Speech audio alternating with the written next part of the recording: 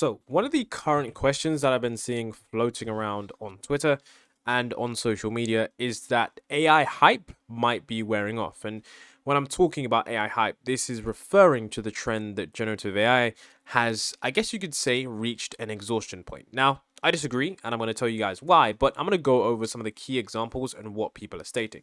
So essentially, there was a clip here, and a lot of people were stating that this clip from Sam Altman, people were stating that the hype is wearing off, the vibes are shifting, you can feel it. And basically, in this clip here, Sam Altman literally he's only really stating that, I don't care if we burn $50 billion a year, we're building AGI and it's going to be worth it. So it's not a crazy statement. I think why people are stating that the hype is wearing off and that vibes are wearing off, and this video is going to be, and essentially what this is referring to here is the fact that, I guess a lot of people are thinking that, I guess you could say that generative AI is currently slowing down in terms of the capabilities and what we're likely to see in the future. Now, like I said before, it's just mainly due to this clip and a bunch of other different factors, but let's get into how cycles work in terms of technology and a graph that a lot of people have been referencing when they talk about LLMs plateauing. So something that I also saw quite a bit being, passed around as like this infographic is of course the Gartner hype cycle.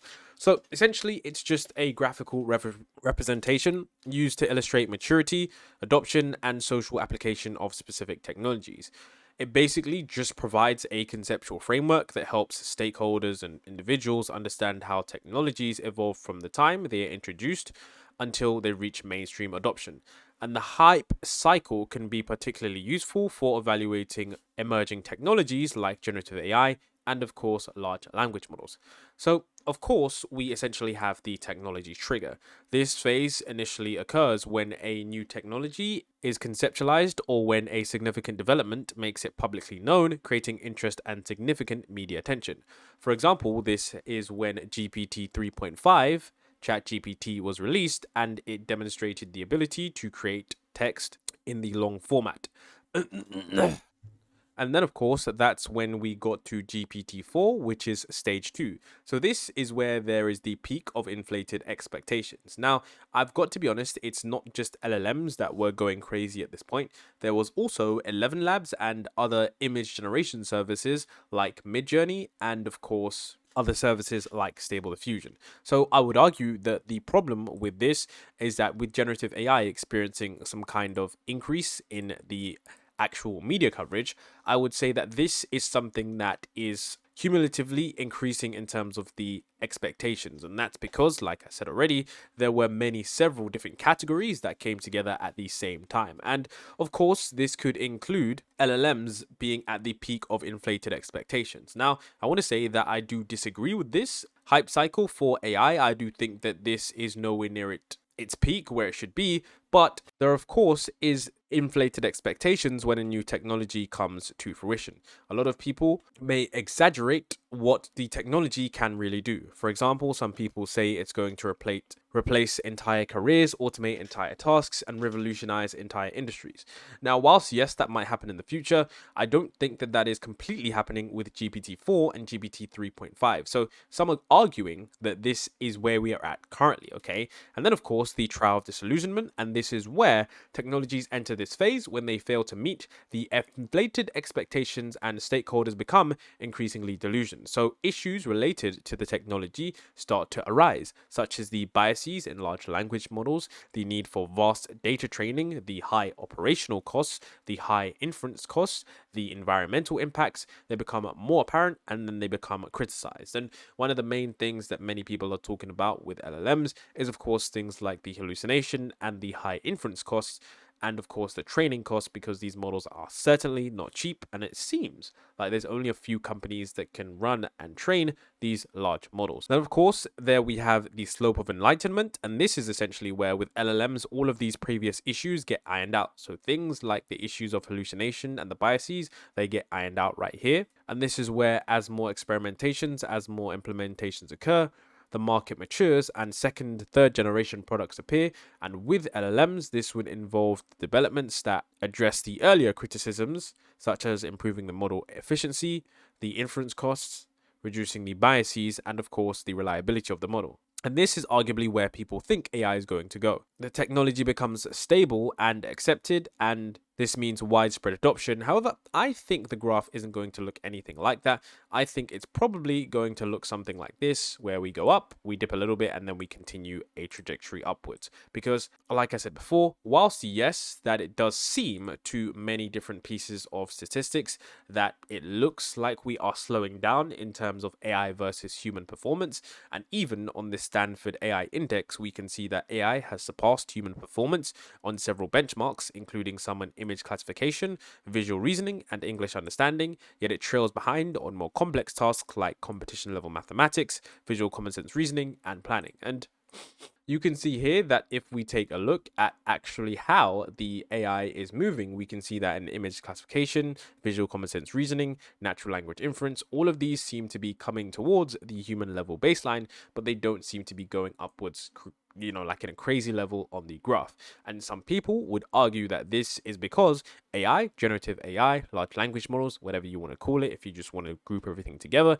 that we have reached our limit in terms of where we are, and new architectures are going to be needed. Now, I would firmly disagree with this for several reasons that I'm about to explain, and I'm going to show you guys some really key evidence on why things are about to actually get very, very crazy in the world of AI, and why we're about to go into a very, very abundant era due to AI. So, one of the things that many people are not actually taking into account is the fact that currently there are many different things going on in the world of AI that people aren't paying attention to. Some people are just paying attention to large language models, and this doesn't make sense because there are vast and many different categories in which AI is currently exceeding. For example, in voice recognition and in voice generation, OpenAI has recently developed their voice engine, which was actually something that they developed in around 2022, and it was basically a state-of-the-art system that could recreate anyone's voice. In addition to that, if you do remember, OpenAI also did talk about and quote unquote release their Sora model to showcase us how far they've come in creating a text to video model. Now, I think you have to understand how crazy this is, because for people to say that generative AI is stagnating is a crazy statement when literally this year we literally got Sora, which blew everyone's minds in terms of the capabilities. So with Sora, I still find it absolutely incredible that people can say AI is stagnating, because with Sora, as you've all seen, this was something that was truly just mind-blowing. This piece of technology showed us how crazy it is when you get a group of AI researchers dedicated to doing something. And I'm going to give you guys a quick memory jog. Remember that OpenAI isn't a company that's focused on video generation. This is just a subsection of their company. So the video generation aspect was something that I guess they just wanted to see if they could do well at, and they literally surpassed state-of-the-art models. Google, Runway, Pika Labs, they completely surpassed them. And this is absolutely crazy. I mean, the demo literally absolutely shocked everyone. I was truly speechless when this technology was here, and I'm someone that pays attention to all of the AI news. And of course, we do have Devon. Cognition Labs released Devon, their first AI software engineer, and this was a AI wrapper around GPT-4, but it did a few things in a unique way where it was able to surpass GPT-4 on certain software engineering benchmarks. So one of the first things, the point here I'm making, is that you might think that LLMs are stagnating, but that is not the truth at all. We're going to get into LLMs later, but overall, Voice Engine, Sora, and Devon show us that generative AI is really not going to be stagnating anytime soon. But if that didn't convince you, let me show you guys some of the recent statements that show you that we're absolutely in for a crazy ride. So Sam Altman recently said in an interview at Stanford's Entrepreneurship Talk, he spoke about GPT-4. Now remember, GPT-4 currently is a state-of-the-art system, meaning that it is the best of the best that we can currently get our hands on for public use, which means that Sam Altman currently probably has access to frontier models that are being developed by OpenAI, and remember, the big labs like Anthropic and Google are currently behind them in terms of what they're creating. So take a listen to this statement. OpenAI is phenomenal. ChatGPT is phenomenal. Everything else, all the other models are phenomenal. You burned $520 million of cash last year. That doesn't concern you in terms of thinking about the economic model of How do you actually, where's going to be the monetization source? Well, first of all, that's nice of you to say, but ChatGPT is not phenomenal. Like, ChatGPT is mildly embarrassing at best. GPT-4 is the dumbest model any of you will ever have to use again by a lot. But you know, it's like important to ship early and often. So if you weren't paying attention there, Sam Altman literally just said that this is going to be the dumbest model that we will have to use, or that we will have had to use by far. So he didn't just state that this was going to be an incremental increase. He clearly stated that GPT-4 was dumb. He stated that this model was not, great. He stated that this model was not that good. He clearly stated that GPT-4, a current state-of-the-art system that people were literally able to get, increasingly capabilities just by wrapping this system and being able to do software engineering tasks, and a lot of people even using GPT-4 to be able to train robotic systems, like recently we saw in a research paper. And this was literally where we had language model guided sim to real transfer. So we basically had large language models were basically writing the reward functions for an AI system, and it was able to do it very effectively, and it literally just went from simulation to real life, which means that this is going to immediately speed up how quickly we're able to train robots and have them, doing well in novel environments. It's pretty insane. So it's an LLM guided sim to real approach. So that is pretty crazy. And remember, I'm guessing that they were using GPT-4. That's actually a study that I haven't covered just yet. But the point is that Sam Altman states that the current state-of-the-art model, the current model that other industry labs are trying to beat with millions and millions of dollars, he states that that model is bad and it's dumb. He didn't just say it was kind of smart. He said that it was dumb, which leads me to believe that we are truly not even scratching the surface for what AI systems are. He could have just said future models will be interesting. He could have just said they will be, kind of good, but he literally said, okay, I'm going to play it one more time. First of all, that's nice of you to say, but ChatGPT is not phenomenal. Like, ChatGPT is mildly embarrassing at best. GPT-4 is the dumbest model any of you will ever have to use again by a lot. But it's like important to ship early and often. So that just goes to show how clear there's going to be a distinction in the future. Now, he also stated that there will be a massive jump from GPT 3.5 to 4, and there will be a similar jump from GPT 4 to GPT 5. So it's important to know the jump from GPT 3.5 to GPT 4 was incredible. Because of GPT 3.5's limitations, it meant that it couldn't be extended to certain tasks. But if we have that same jump from GPT 4 to GPT 5, then things are truly about to change. There's so many questions. First of all, also amazing. It's looking back, it'll probably be this kind of historic pivotal moment with 3, 5, and 4 with ChatGPT. Maybe 5 will be the pivotal moment. I don't know. Hard to say that looking forwards. We never know. That's the annoying thing about the future. It's hard to predict. But for me, looking back, GPT-4, ChatGPT is pretty damn impressive, like historically impressive. So allow me to ask, what's been the most impressive capabilities of GPT-4 to you and GPT-4 Turbo? I think it kind of sucks. Typical human also. Gotten used to an awesome thing. No, I think it is an amazing thing. But relative to where we need to get to and where I believe we will get to, at the time of like GPT-3, people were like, oh, this is amazing. This is this like marvel of technology. And it was. Now we have GPT-4 and you look at GPT-3 and you're like, that's unimaginably horrible. I expect that the delta between 5 and 4 will be the same as between 4 and 3. And I think it is our job to live a few years in the future and remember that the tools we have now are going to kind of suck looking backwards at them. So you can clearly see here that he's basically stating that a year from now, when we have GPT-5 or the next level of frontier model is released, we're going to look back at GPT-4 and think it's pretty bad. So as much as people are stating that AI hype is wearing off, Sam Altman's feeling it, there's this Gartner hype cycle, it's important to remember the subtle cues, the subtle tells, the subtle statements that we've clearly seen from industry leaders about these future models that only they currently have access to. Now, if generative AI was actually slowing down, it would be due to a bottleneck. And there are only a couple bottlenecks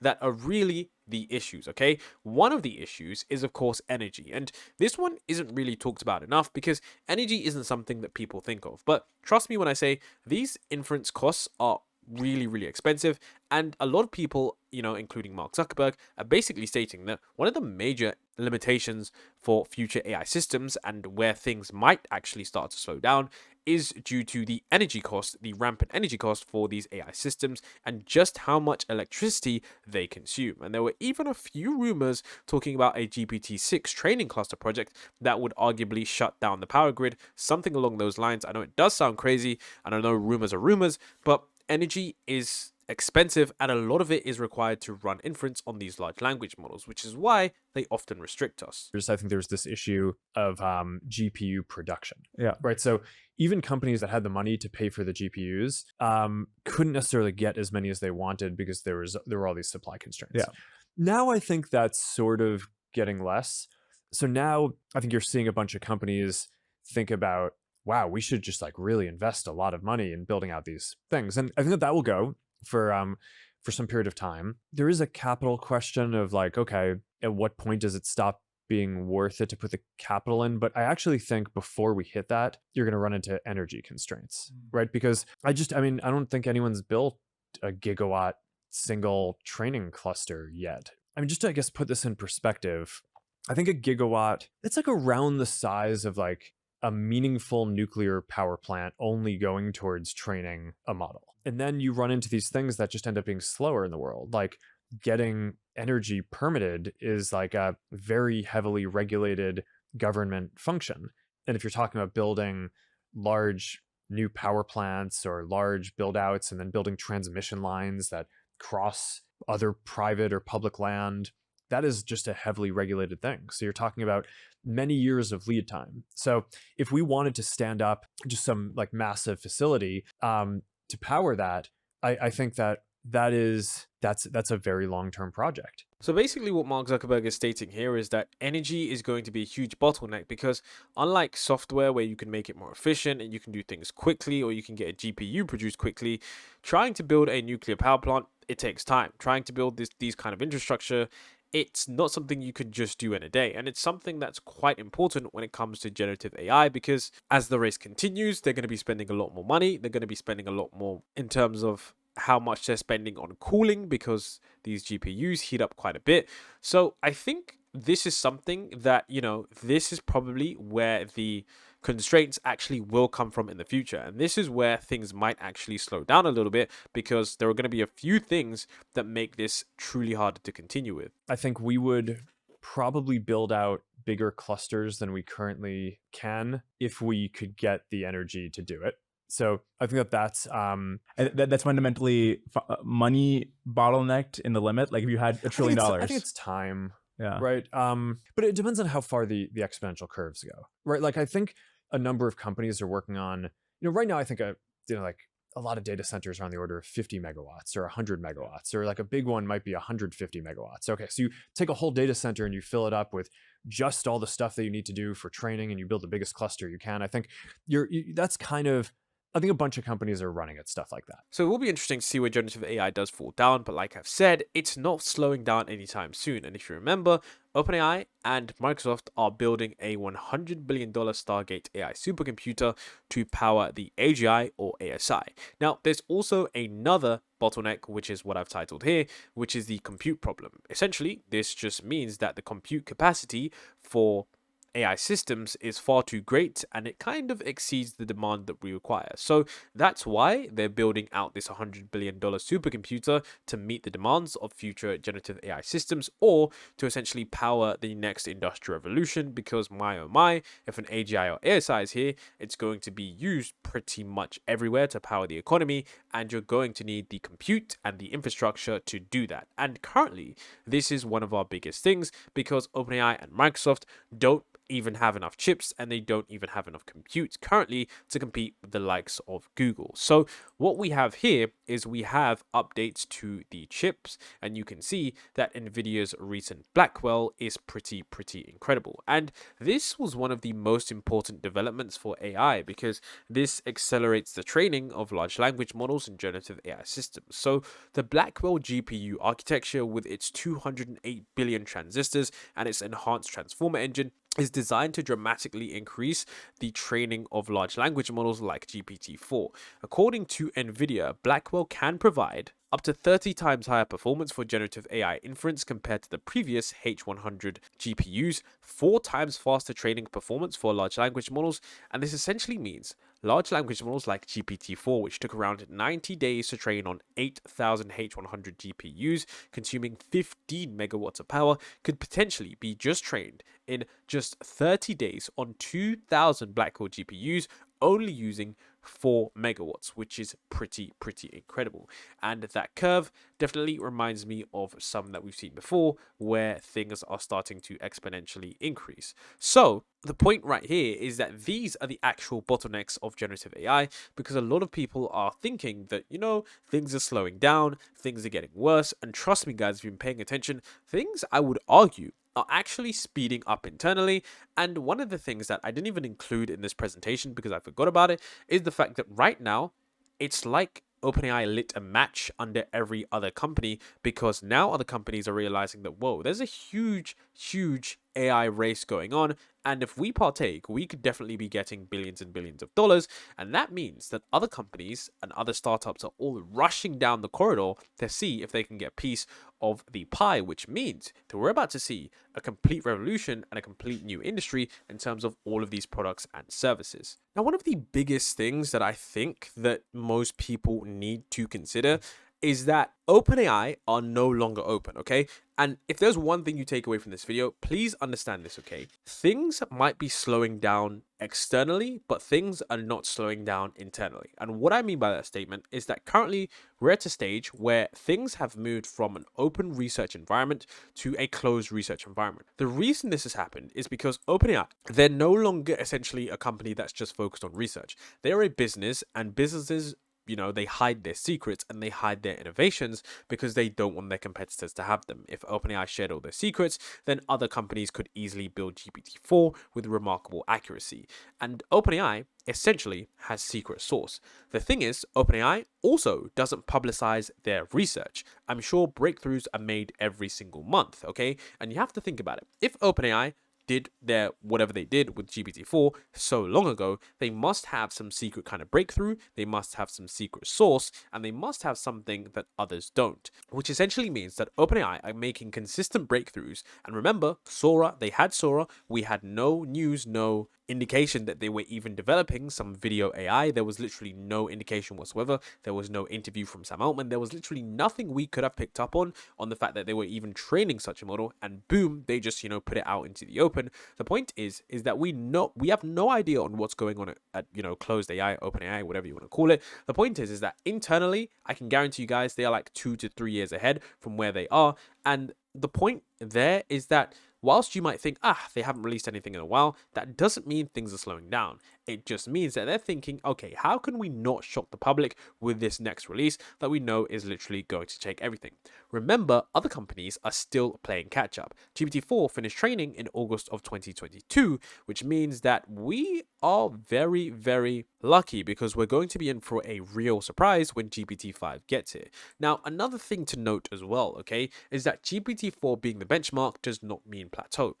The problem with this, and like I said before, this is a business, which means things are going to change. GPT-4 is currently the benchmark, which means that companies are incentivized to train their models to surpass GPT-4 and then release that model. The reason this creates the illusion that things are plateauing around GPT-4 is because these companies are no longer incentivized to go purely past GPT-4, they're only incentivized to just beat it. And that is because, of course, with GPT-4, that is something that people state, it's the best system, it's the best system. So if another company like Gemini or Anthropic or Google can come out and say, look, our system surpasses GPT-4 on all benchmarks, they're going to immediately release that model after it's fine-tuned or after it's whatever they've done with it, and then run with that so that they can market that and get the customer base, because they know that OpenAI are waiting to release GPT-5 potentially after the elections, and that gives them some time to reclaim the market share. Understand that where GPT-4 is just an indication of where other models are going to stop. And if you think that that is just a pure speculative argument, look at how close GPT-4 is to some of these models. You have to understand that if they didn't beat GPT-4, they wouldn't be releasing these models. This is 86.4%. They literally got got it up to 86.8%. Another one here, 92%, they got this up to 95%, okay? It's not like it's completely surpassing them. And I guess some people are like, look, it all, slows down around here. No, they just want it to be as close as possible so that they can get this out as quickly as possible, because they know by the time OpenAI releases next again, they're going to be even behind. And you can see here that Gemini Ultra, a lot of people were even debating this because this was chain of thought at 32. And that's what they did in order to beat this, because I'm guessing that when they had finished training the model and when they finished fine tuning it, they had to, increasingly develop certain methods just to get this metric right here. And that's why I state that GPT-4 being the benchmark does not mean we're currently at a plateau at all, because it's likely that these companies are just benchmarking their models up to GPT-4 so that they can get them out. Now, here's why things are going to go even crazy. And remember, I said this because the next 365 days are going to be absolutely insane. Agents are still early, okay? And someone actually recently created a benchmark where they're talking about multimodal agents for open-ended tasks in real computer environments. And essentially with this, you can see that humans can accomplish over 72% of the task, and the best current AI agent can only do 12.24%. What happens when AI agents can get to above 80%? That is truly going to change everything. And with the advanced reasoning and with the advanced capabilities of future models, we are going to see a future that we've never seen before. Now, there was also something that I covered in a previous video that I'm guessing the majority of people are just completely glossing over. And I'm sure it's because during the video I was kind of sick because I had some kind of flu or whatever, but I still made the video anyways. So essentially there was this thing right here, okay? This is Mesa's KPU. Now, this is a little bit speculative because they haven't released too much information, but if you check the benchmarks here, you can see that this surpasses Claude 3 Opus, Gemini Ultra, and Mistral Large at all benchmarks, okay? And this is because they use a advanced reasoning engine on top of GPT-4 Turbo. Now, this is pretty interesting because this shows us that we are still very early on the reasoning capabilities, which is why I argue that Sam Altman here says that GPT-4 is dumb, and why he also says here that it was not a very good AI system. So there was one demo released by MSKPU in which they showcased an AI system actually doing reasoning with an advanced task. And recently on their Twitter, I'm not sure why it's not getting any love or any actual, tweets about it. They've shown that this system is able to, use some reasoning steps, and this is their system. They're messing around with it, and they're showing that it's able to complete a lot of tasks really, really correctly. So you have to remember that internally things are going at light speed. Things like QStar, things like other companies now trying to get a piece of the pie, incorporating different reasoning engines on top of GPT-4 are going to push things further. And remember, it was recently that Andrew NG actually spoke about agentic workflows and basically said that GPT 3.5 zero shot was 48.35. And of course, it was Andrew NG that did some research and found out that GPT 3.5 zero shot was 48.1% correct. GPT 4 zero shot does better at 67%, but the improvement was dwarfed by incorporating an iterative agent workflow and wrapped in an agent loop. GPT 3.5 gets up to 95.1%. So the point here is that there's still a lot of different architectures that we haven't fully explored with some of the AI systems that we do have, which means that we are far, far, far away from any sort of plateau, and things are going to keep increasing. Number one, we've got the GPUs increasing in terms of efficiency. We've got the data centers, we've got all of these things getting increasingly better, and of course we've got the fact that internally at OpenAI they are blisteringly so far ahead that I'm guessing that things are going to be shocking when they are finally released.